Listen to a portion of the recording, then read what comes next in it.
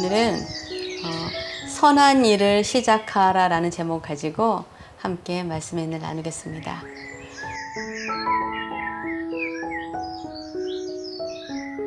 하나님은 우리 눈에 보이지 않는 영이시기에 사람을 통해서 일하시고 또 자신의 뜻을 이루신다는 것을 보게 됩니다.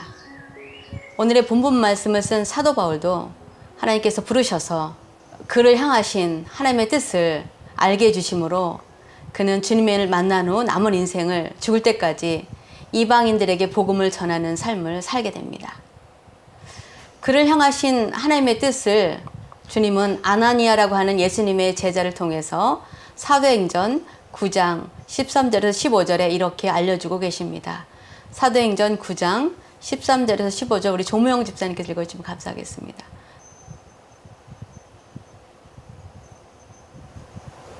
아나니아가 대답하여 하되 주여 이 사람에 대하여 내가 여러 사람에게 듣사온즉 그가 예루살렘에서 주의 성도에게 적지 않은 해를 끼쳤다 하더니 여기서도 주의 이름을 부르는 모든 사람들을 결박할 권한을 대제사장들에게서 받았나이다 하거늘 주께서 이르시되 가라 이 사람 내 이름을 이방인과 임금들과 이스라엘 자손들에게 전하기 위하여 택한 나의 그릇이라.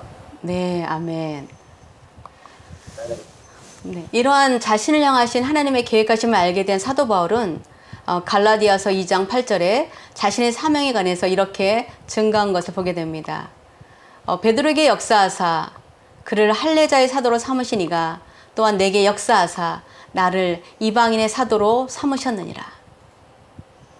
하나님께서는 베드로를 사용하셔서 할례자, 즉 유대인을 위한 사도로 삼으셨고 히브리어와 헬라어 두 가지 언어를 구사할 수 있었던 바울을 부르셔서 유대인이 아닌 이방인들에게 복음 전하는 자로 사용하셨음을 보게 됩니다. 이처럼 하나님께서는 사람들을 통해서 하나님의 뜻과 계획을 이루십니다. 하나님께서는 성령을 통해서 사람들에게 하나님의 소원을 품게 하신 후에 그들을 사용하셔서 하나님의 소원을 이루신다는 것입니다. 빌립보서 2장 13절에서 14절에 사도 바울은 자신이 사랑하는 빌립보 교회 성도들에게 이렇게 말한 것을 보게 됩니다. 너희 안에서 행하시는 이는 하나님이시니 자기의 기쁘신 뜻을 위하여 너희에게 소원을 두고 행하게 하시나니 모든 일을 원망과 시비가 없이 하라. 하나님께서는 우리 모두를 향하신 하나님의 소원이 있으십니다. 그래서 우리를 이 땅에 보내신 것입니다. 그래서 우리는 그것이 무엇인지 하나님께 기도로 여쭤보아야 합니다. 그렇지 않으면 우리는 하나님의 소원이 아닌 우리의 욕심과 바램대로 살게 되기에 우리는 주님께 먼저 기도로 응답해 알려주시기를 간구해야 합니다. 얼마 전 설교에 한 장로님이 이야기를 한 적이 있었습니다. 그 장로님은 친구와 함께 선교사가 되기를 원했지만 목사님이신 아버지가 기도하신 후에 응답받으셨는데 그는 선교사보다 사업을 해서 선교사를 돕는 선교사가 되는 것이 좋을 것이라고 하셨는데 과연 그 하나님의 응답대로 그 장로님은 자신에게 주신 사업적 통찰력을 가지고 여러 사업에서 얻은 수익을 가지고 비영리 단체를 통해서 수많은 선교사들을 돕고 목회자들과 선교사들의 자녀들의 장학 사업 그리고 여러 교회를 세우고 선교 단체를 돕는 사역을 잘 감당하고 있는 것을 보면서 우리를 향하신 하나님의 뜻을 분별하는 것은 매우 중요하다는 것을 보게 됩니다. 그는 자신이 사도 바울도 마찬가지입니다. 사도 바울 자신이 이방인들에게 복음을 전하기 위해서 부름받은 것을 알았지만 자신이 유대인으로서 자기의 민족인 유대인들에게 먼저 귀한 복음을 전하고자 무던히 애를 썼습니다. 그래서 가는 곳마다 유대인들의 회당을 찾아가서 복음을 먼저 전했지만 복음을 들은 유대인들이 그를 죽이려고 다른 도시까지 추격해 오고 가는 곳마다 유대인들에게 매맞고 핍박받아 그는 어쩔 수 없이 하나님께서 그를 부르신 뜻대로 이방인들에게 복음을 전하는 자로 쓰임받게 된 것을 봅니다. 사도 바울이 마게도니아 환상을 보고 빌립보에 처음 도착했을 때 그런 유대인의 회당을 또 먼저 찾았습니다. 그러나 유대인 남자 10명만 있으면 세우는 그 회당이 없었기 때문에 예배드리러 강가로 간 것입니다. 유대인들은 회당이 없을 경우에는 대부분 물가에 모여서 예배드렸기 때문에 사도 바울도 물가를 찾아갔는데 그곳에서 자주색 옷감 장사 루디아와 함께 있던 사람들을 발견해서 그들에게 복음을 전하게 된 것입니다. 그러자 성령의 감동을 받은 루디아가 바울 선교팀 일행을 자신의 집으로 영접해서 예배드리게 되므로 유럽의 첫 교회가 세워진 것입니다. 그것이 바로 사도 바울을 향하신 하나님의 뜻이었던 것입니다. 우리가 하나님의 뜻대로 가지 않고 우리의 고집과 생각대로 밀고 나갈 때 우리는 하나님께서 막으시는 것을 경험하게 됩니다. 그래서 우리는 우리 마음의 소원이 하나님께서 주신 것인지 주님께 확인받고 응답받아야 바른 길을 갈 수가 있습니다. 저도 마찬가지입니다. 저는 목회자나 선교사가 되는 것을 소원한 적도 없고 바란 적도 없고 계획한 적도 없습니다. 그러나 주님의 은혜를 경험하고 감사하는 마음으로 주일학교 교사로 섬기고 있었을 때 여러 사람들을 통해서 신학을 공부해야 할 것 같다는 말을 자주 들었습니다. 그러나 다른 사람들의 이야기를 듣고 제가 원하지도 않는 길을 갈 수는 없었습니다.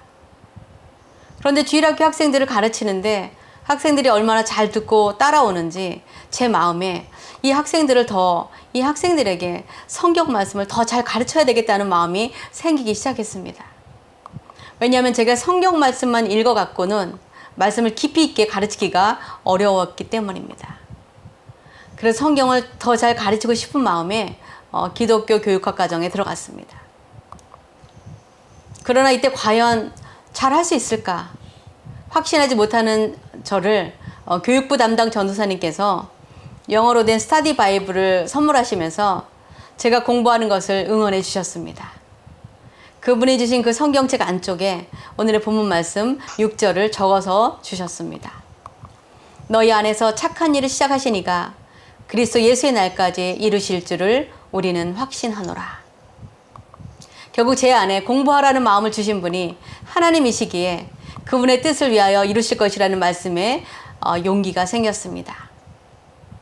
그러나 그 기독교 교육학을 공부한 것은 학생들에게 성경을 잘 가르치고자 함이었지 목사가 될 생각은 전혀 없었습니다. 그런데 그 공부를 마치자 하나님께서 너무나 분명하고 선명하게 신학교를 가서 목회자가 되라는 것을 보여주셨습니다. 그것도 학교 이름까지 정확히 주셨기 때문에 저는 쉽게 받아들이기 어려웠습니다.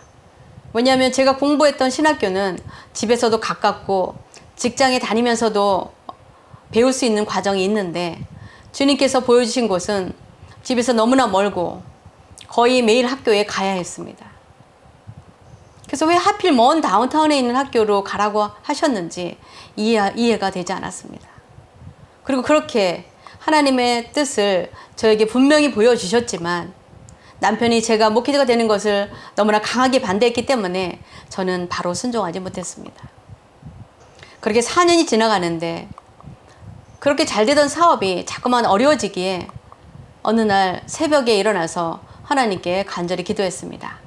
하나님의 말씀을 순종하고 또 잘 섬기고 교회에서도 봉사도 많이 하고 기도도 이렇게 새벽에 일어나서 열심히 하는데 왜 사업이 점점 어려워지는 것입니까? 그렇게 간절히 기도하는데 주님께서 이렇게 말씀하시는 것을 듣게 되었습니다. 내가 공부하라고 하지 않았느냐? 그 음성은 제가 처음으로 듣는 하나님의 음성이었습니다. 그래서 그 음성을 듣고 저는 반사적으로 대답했습니다. 하나님, 지금은 공부하고 싶어도 돈이 없어서 공부 못합니다. 만약 지금 이 어려운 경제의 문을 열어주시면 제가 지금 들은 것이 주님의 음성으로 알고 공부하겠습니다. 그리고 그 일을 남편에게 이야기해 주었습니다. 그런데 놀랍게도 갑자기 새로운 계약들이 연속으로 체결되면서 그렇게 코너에 몰려있던 비즈니스가 다시 회복된 것을 보고 남편이 제가 신학 공부하는 것을 허락해 주었습니다. 만약 남편의 허락이 없이 제가 하나님께서 공부하라고 했다고 남편의 동의 없이 독단적으로 무조건 밀고 나갔다면 가정에 큰 다툼과 원망의 문제가 생겼을 것입니다. 그러나 이런 일을 통해서 남편의 허락을 받고 공부하게 된 것이 감사했습니다. 제가 신학을 공부해서 목회자가 되어 하나님의 복음을 전하는 자로 살아가게 되는 것이 하나님의 계획하심이었지만 우리가 그 하나님의 뜻에 불순종하자 하나님은 우리의 사업을 어렵게 하심으로 우리로 하여금 다시 하나님의 뜻을 찾고 따르게 하신 것을 보았습니다. 여러분들의 마음에 부어주신 하나님의 소원은 무엇입니까? 우리가 어떻게 살아가는 것이 하나님을 기쁘시게 하는 일이며 우리를 향하신 하나님의 계획하심을 이루어 드리는 것입니까? 우리는 이것을 알기 위해서 하나님께 기도해야 합니다. 그렇지 않으면 우리는 하나님이 원하시는 길이 아닌 계속 엉뚱한 길로 가고 있을지도 모르기 때문입니다. 그러면 저처럼 시간을 낭비하고 또 고난을 만난 후에야 순종할 수 있게 됩니다. 저뿐만 아니라 사도 바울도 이방인을 위한 사도로 부르심을 받았지만 유대인들에게 늘 먼저 마음이 가서 복음을 전하려다가 얼마나 많은 고난과 핍박과 죽을 고비를 넘겼는지 모릅니다. 우리가 하나님께 우리를 향하신 하나님의 소원이 무엇인지 깨닫게 해주시기를 기도하면 하나님께서 우리에게 분명히 알게 해주십니다. 하나님 우리가 무엇을 잘하는지 무엇을 좋아하는지 우리보다 더 잘 알고 계십니다. 그리고 우리 마음에 주님을 향한 소원을 부어주십니다. 그 마음속 소원을 받으시면 다시 한번 하나님께 기도해서 응답을 받아 확신 가운데 나아가야 합니다. 만약 혼자서 확신이 어려우실 때는 주변에 기도를 부탁하시면 좋습니다. 성령이 하나이시기 때문에 같은 응답으로 주시기 때문입니다.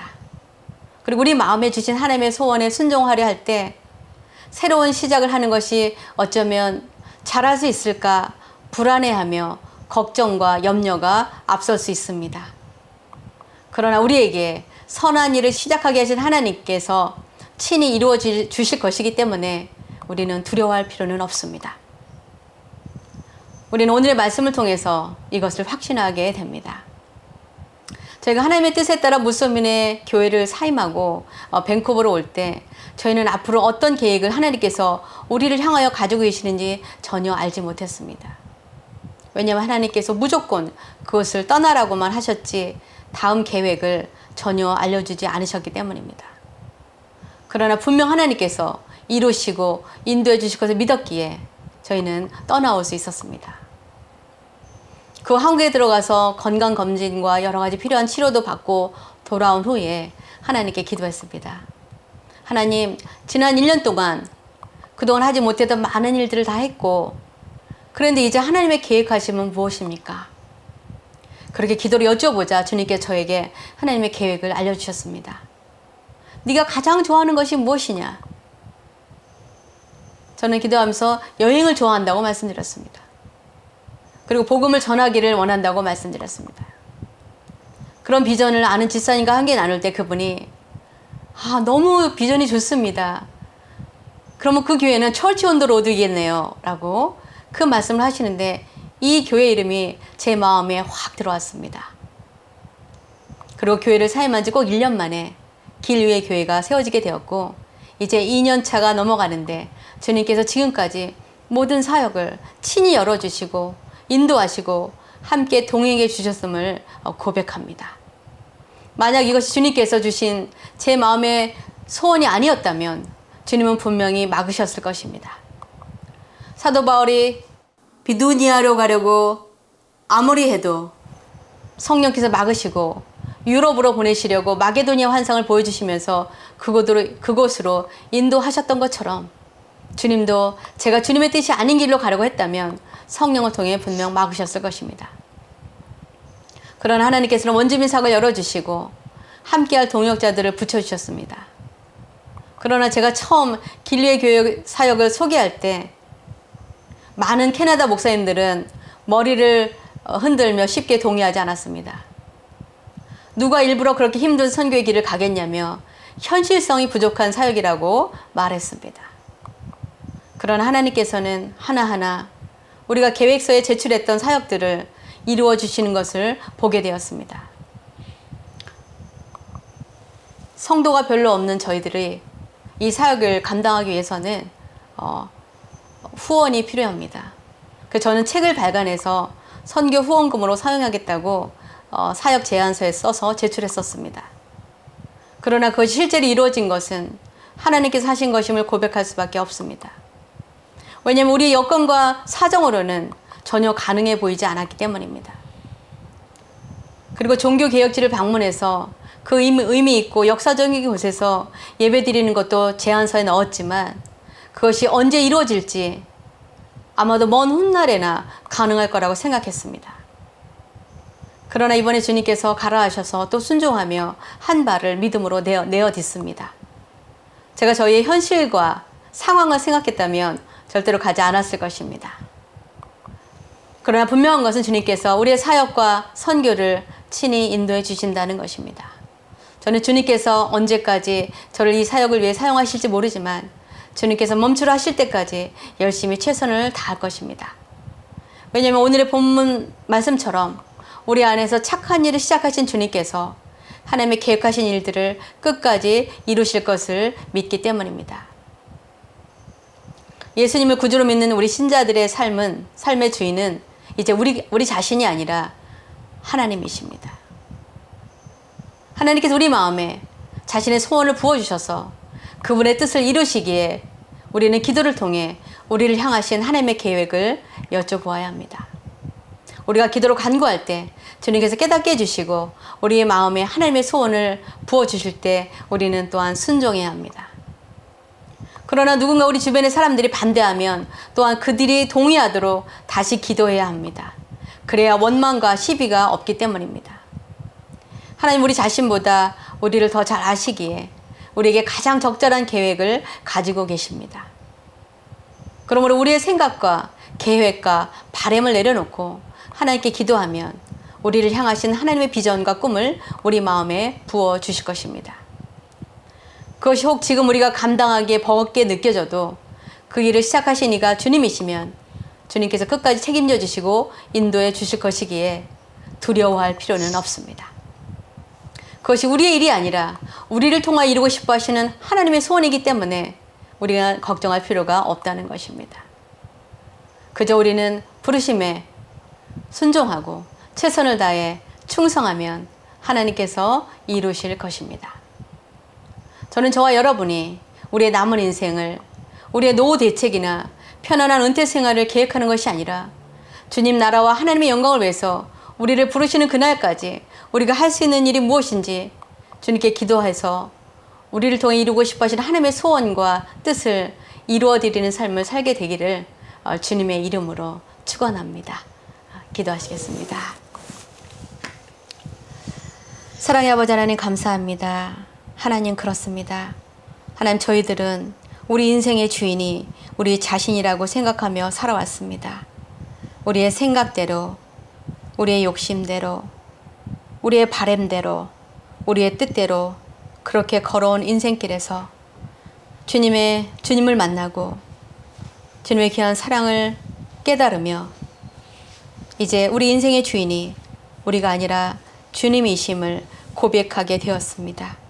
하나님, 이제 우리 삶의 주인이 되신 주님의 뜻대로 살아가기를 원합니다.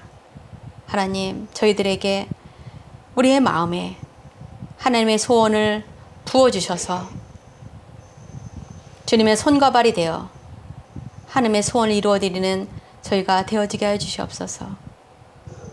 날마다 무엇을 먹을까, 무엇을 입을까, 무엇을 마실까 염려하는 삶이 아니라 우리에게 날마다 내려주시는 그 만나를 믿고 우리에게 먹을 것과 입을 것을 주실 그 하나님의 은혜와 사랑을 믿고 우리는 하나님이 바라보시는 영혼을 향하여 나아가게 하시고 하나님의 눈물이 있는 곳에 우리의 눈물을 담게 하시며